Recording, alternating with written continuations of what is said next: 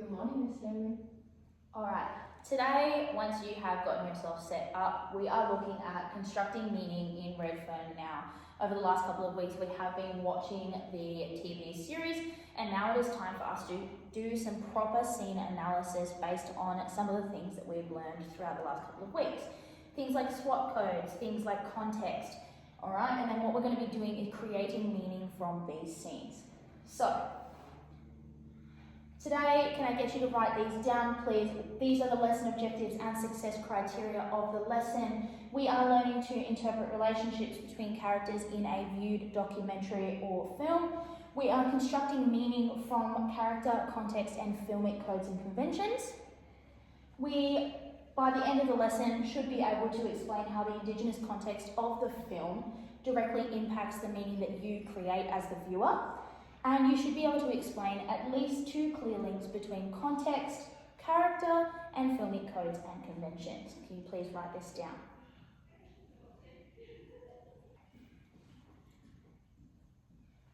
So, to start, what do directors do? This is just a broad question.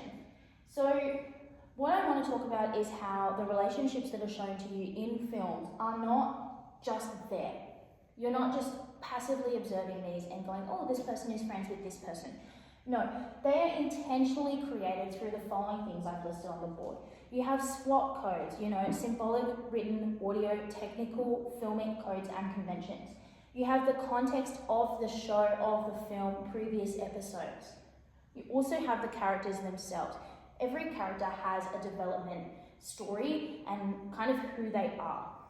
So, all of these things and what the director chooses to do with these things controls how you interpret the story and how you create meaning. By this I mean, why did they use red lighting? Why did they use a specific camera angle? Did they use it on a specific character for a reason? Are we using dramatic pause right here? Are we using specific makeup for a specific reason? Is somebody bruised? Is somebody battered? Why have we used the colour pink? Alright, sometimes these things might be symbolic, sometimes these things are clearly aesthetic choices. Red lighting might be symbolic, but the makeup might be just an aesthetic choice.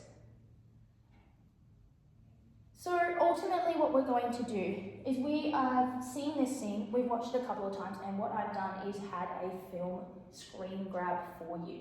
I'm going to ask you a couple of questions. You're going to take a shot at talking about it with the person next to you, and then we are going to answer these questions as a group.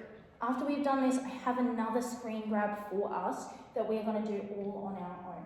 So, the first question I want you to answer, take maybe 1 or 2 minutes to talk to the person next to you. What do you see right away looking at this? Think SWOT codes, think filmic codes and conventions, think any body language things. Is there a specific context you'd like to talk about? Do you remember what happened in this scene? Take 2 minutes, please, and talk about this with the person next to you. Alright, thank you. So, the next question I'm going to ask you, I just want you to keep those answers in your mind. Maybe some of you might have written them down. That's a really good thing to do, so that when we get to answering these questions, you've got the answers waiting for you. The second question, what else do you notice? So you've noticed these first things. You might have noticed the camera angle. You might have noticed the lighting. You might have noticed the character, all right? Digging deeper, what else do you notice that might have been a director's choice? What else are you noticing here? Is there a reason why this character is looking at this character? Is there a reason why the lighting happens, why it's being placed in such a way that the lighting is coming from the side, all right? Take a couple moments, talk with the person next to you, think a bit deeper on what you're actually looking at here, and then we will come back and we will ask the last question and then answer them all together. So, coming down to the last question, again, if you've written your answer down, that's really helpful. That way you've got something to work with and use when we go to answer the questions as a group. So, thinking about the answers that you have come up with, what might be the meaning you have created in this scene? Take a couple moments, talk with the person next to you. What might this scene represent to you, just based on your observations. In a moment, I'm going to guide your observations and we're going to do it properly together, but for now, I just want you thinking about your memory of this scene and the meaning that it had. Take a couple of moments.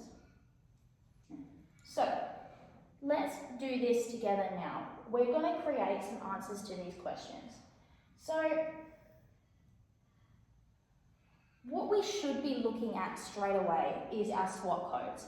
Specific body language, camera angle, positioning. Who here had something from these lists? Can you give me an example of what you had, maybe written down or that you talked about with your partner for just this first question, please? All right, can I have a couple of other examples? Pop your hand up if you have an example.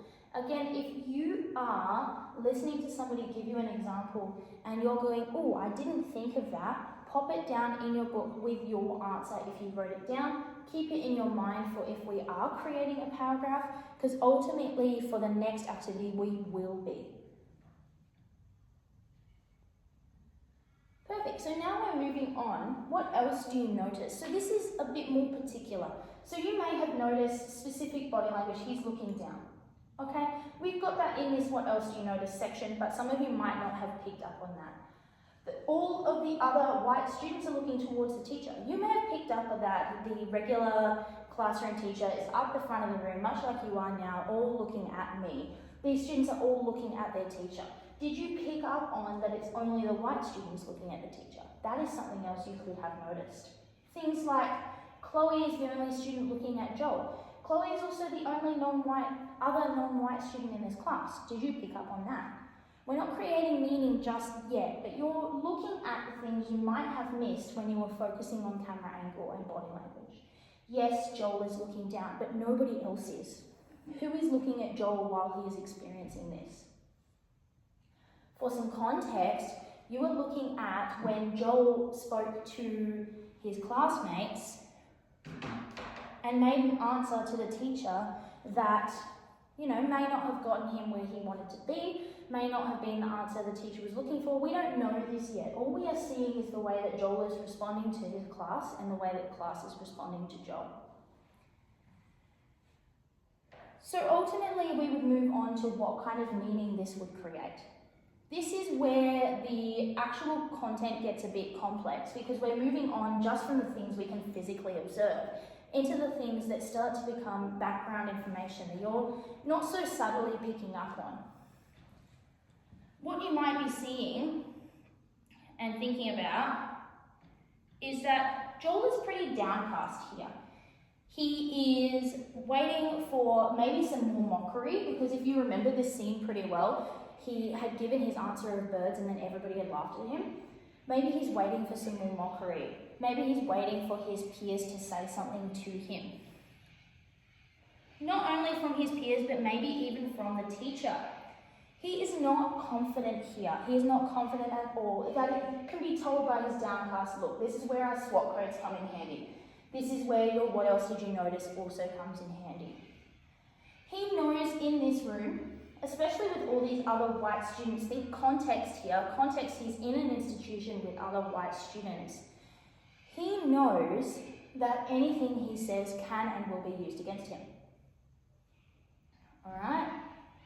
The other students look up at the teacher after Joel's answer, waiting for the teacher to maybe discipline him, maybe give him some sort of, you've done the wrong thing here, Joel. You need to be quiet.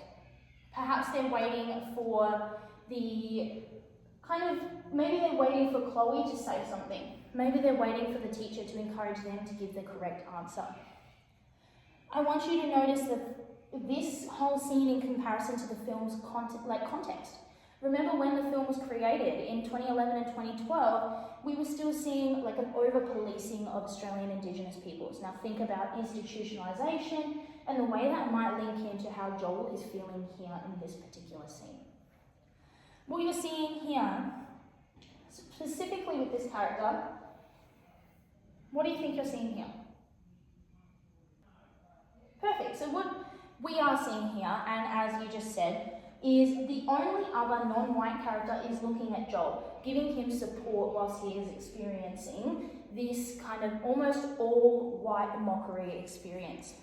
We can link this definitely to the Indigenous context, and we can also talk about the fact that Chloe, as the only other Indigenous student, and her character in the film is one that supports Joel. Moving on, do you remember this scene?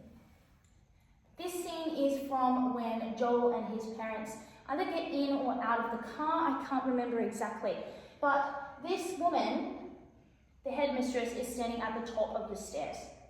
I want you to think about what might be important about that. Using the same questions, write a couple of points in your book. Talk to the people next to you. We are going to go through this together as a class in a moment.